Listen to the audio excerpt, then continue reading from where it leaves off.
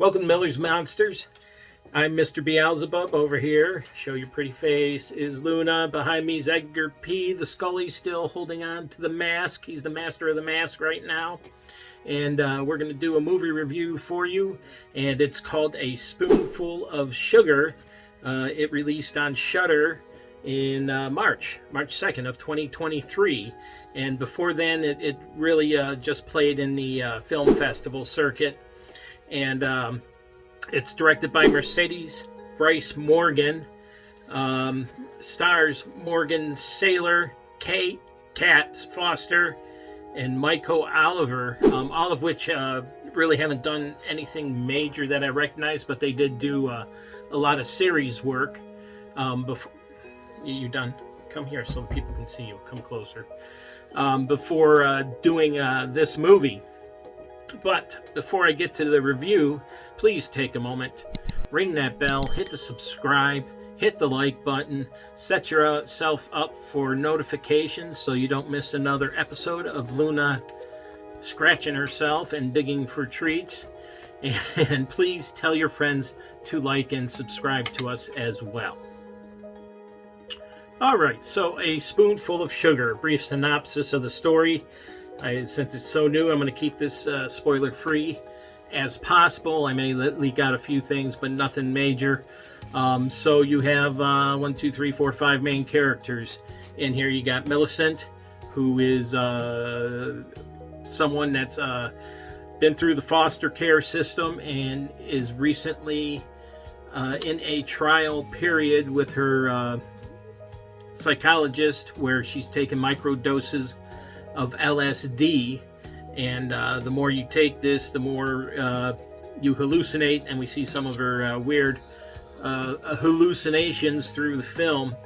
And then you have Rebecca and Jacob, married couple, and they have a son named Johnny. And Johnny has problems of his own. In fact, everybody in this film has problems. Johnny, they say, is very allergic to everything, and is mute. And then Rebecca and Jacob, well, Jacob, likes to chase the women, and Rebecca wants to be perfect a perfect mother in every way, but fails at that task. So what we have is Millicent being hired by Jacob and Rebecca to babysit Johnny. And through this, obviously, Rebecca goes through all the needs and special needs, and what happens during this movie is it's hard to even say without spoiling anything, but we learn more about these characters and more about their problems, and things run amok throughout this movie, and especially near the ending of this movie.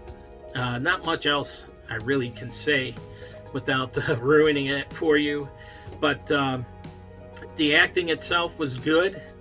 Like I said, I haven't heard of them in any major movies, but they did play in some significant series, so it was well done, well acted.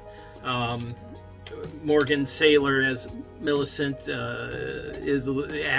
looks the part, and looks as crazy as can be in this.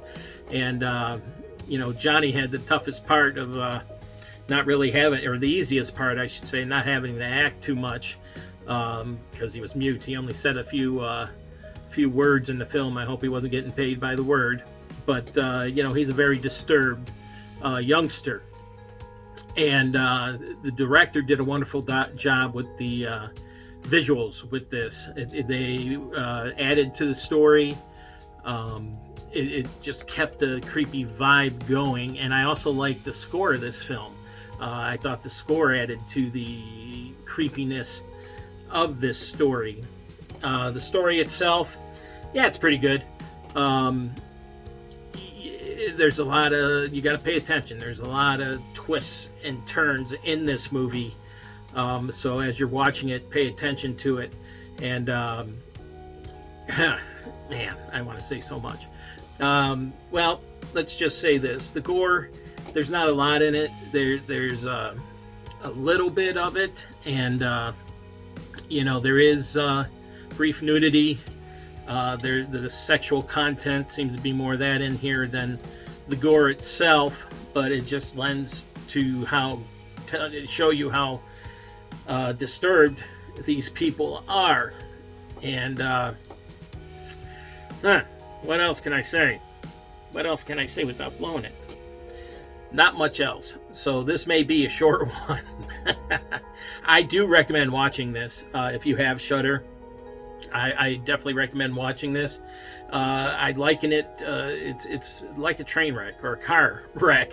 You just can't take your eyes off it, and I just was glued to the screen the whole time just to see how screwed up all these people were and how this was gonna end. So do watch it.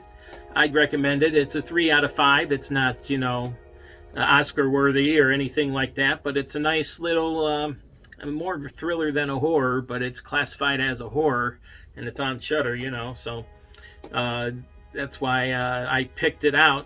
Plus it was newer, and I'm trying to bring a few newer movies here since I couldn't get out and see Scream 6 yet.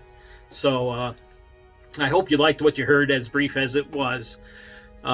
Please ring the bell, hit subscribe, hit the like button, set yourself up for notifications. I promise there'll be more gore ahead. I'm getting the urge to put in a few zombie movies, maybe a slasher, who knows. And please tell your friends to like and subscribe as well. So until later, I will talk to you later.